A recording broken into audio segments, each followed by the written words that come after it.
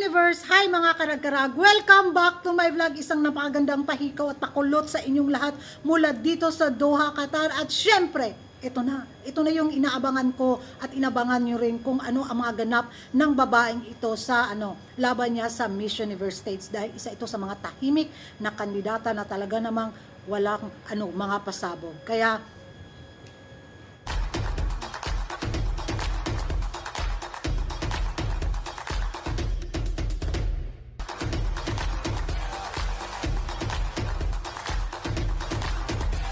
at ito na nga mga karag-karag, isa ito sa mga inaabangan ko na kung ano yung mga ganap niya sa social media, pero wala talaga kang makikita kung anong kaikikan na mga pasabog meron si Miss USA. Wala, as in wala.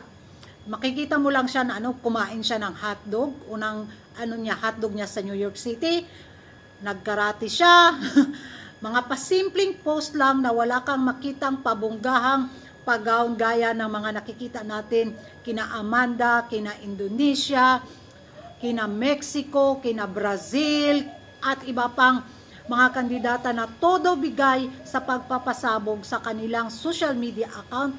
Si Miss USA mga karag-karag, napakasimple lang na kandidata. Tahimik lang, wala kang marinig na nag-ik-ik-ik sa mga ganap niya sa kanyang everyday na pag-gown, wala. Masabi natin mga karag-karag na ano kayang laban ni Miss USA? Kasi wala tahimik. Parang kung tahimik man si Miss Israel, muti nga si Miss Paraguay may may mga konting transformation ng mga pasabog. Sino pa mga kandidata dito na tahimik? Si British Virgin Islands, tahimik rin.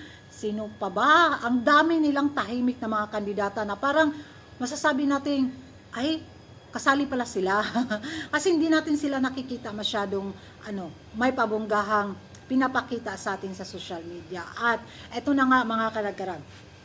Ano ang laban ni Miss USA sa 69th edition ng Miss Universe? Masasabi kong isa siya sa mga silent killer na kandidata sa darating na kompetisyon, kasi alam natin na talagang bubulaga ito sa final, at para sa akin, pasok na talaga siya sa high placement. Given na host country sila, pagdating sa kudaan mga karag-karag, itong video na to napanood ko talaga, pinagpuyapan ko talaga kagabi para sa inyo, dahil alam ko marami din sa inyo talagang nag-vote kay Miss USA sa prediction ninyo kung sino ang next Miss Universe sa video na to. At dito natin mapapatunayan kung gaano nga ba kagaling si Miss USA si Asya. So, panoorin natin ang interview na to between ni Mouawad at ni Miss USA. Kaya excited na kayong marinig, excited na kayong makita, at ako rin excited na rin ako. Kaya panoorin natin to mga karag-karag. Let's watch! Are there any questions that you have for me before we kind of wrap it up? Yes, of course. I actually have about 4 questions for you. The first one, I'm ready. let's do it. So, you won the crown that represents the power of positivity. How are you going to spread this during your reign in the next 12 months?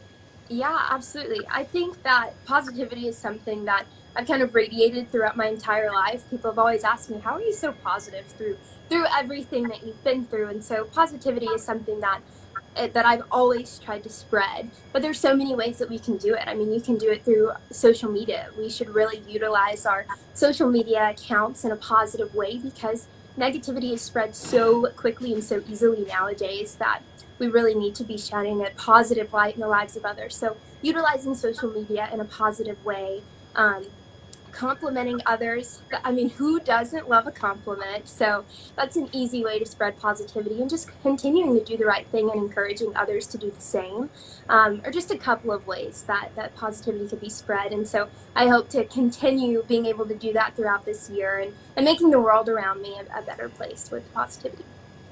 Great answer. My next question to you goes to, how do you think the power of positivity represents the US of A?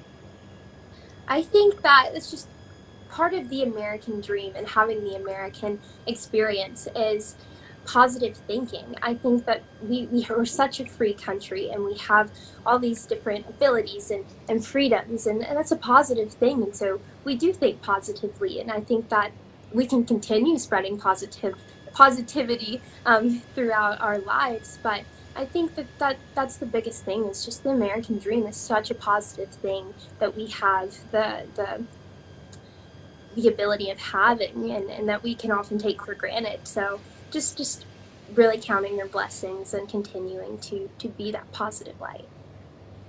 What was your first thought when you were crowned?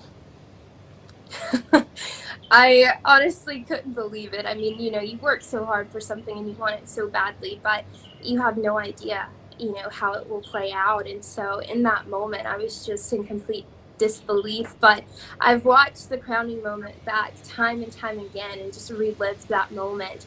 And I I watched myself in the video where the crown is going on my head and I reach for it. And I remember in that exact moment, I was like, no way, the Mouawad crown is going on my head. And I just had to touch it and make sure it was real. Oh my goodness. But I honestly was just so overjoyed and completely overwhelmed in that moment. But I couldn't believe that this incredible crown was being placed on my head. So speaking of which, when the crown was revealed, did you think you'd be the one wearing it? I hope so. I said my prayers and I did all that I could on stage. So, you hope it's you, but you have to have that sense of reality in the back of your mind, knowing that there's a possibility that it won't be. I mean, there's 51 truly incredibly talented, beautiful, and intelligent women competing for the same crown. And so, as bad as I wanted it, I had a little sense in my head saying, you may not get it, but hopefully I do. And so I did, and it's truly amazing. I'm so grateful, and I'm glad. I'm so glad that it was placed on my head. We're glad to hear. And my last question is, why is wearing the Mouawad Power of Positivity crown so important to you? Because of what it stands for. I mean, competing in this organization and vying for the title of Miss USA is obviously a dream for so many, and being able to have the crown is wonderful in all its materialistic ways, but there's such a deep meaning behind it. And for me, that is what I love. I've always loved spreading positivity and being that positive light for others when they can't find any positivity in their situations. And that's a gift that I do have, is being able to find the good in every situation. And so I really love this crown and the meaning behind it, because so often we lose sight of that positivity, but we don't really think about how much power there is behind positivity.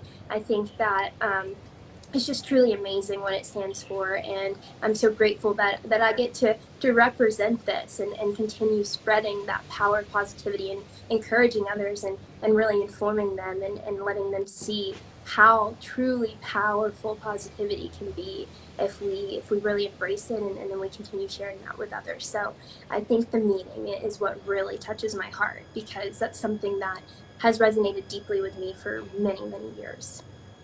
That's great. Thank you for your answers. Ayan ang mga karag-karag na panood na natin at napakinggan na natin si Miss USA sa kanyang Crown of Positivity. Positivity, di ay ito. Umauto siya. Naglisod og pronounce si Kuragan. At ito na nga mga karag-karag, so masasabi natin hindi batayan ang height, hindi batayan ang mga pabunggahang photoshoot sa social media na pinapakita, dahil talagang kakabahan tayo kay Miss USA. May utak talaga siya.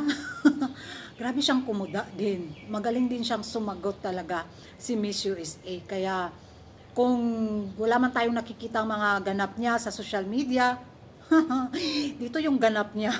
Dito talaga, hindi talaga yan masasabi nating hindi bongga, dahil yung dito niya talaga is wow. Kaya Miss USA, nasa radar talaga siya mga karag-karag.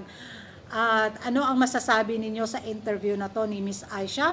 comment down below mga karag-karag. At kung bago ka pa lang sa channel ko at kung mahilig ka sa beauty pageant na gaya ko, please don't forget to subscribe.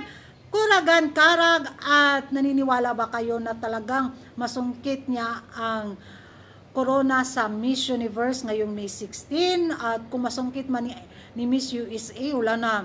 Tinodo na talaga ng USA mga karag-karag ang sa taong to. Miss Earth, sila yung nanalo. Miss Grand International, sila din. At sa Miss Universe, sila din. O di sila na. Pero malakas naman kasi talaga yung laban nila sa taong to mga karag-karag. Masasabi talaga nating palaban. Kaya bantayan natin to dahil mahigpit talaga siyang kalaban ni Rabiya Mateo. And bye-bye mga karag-karag. Bye-bye.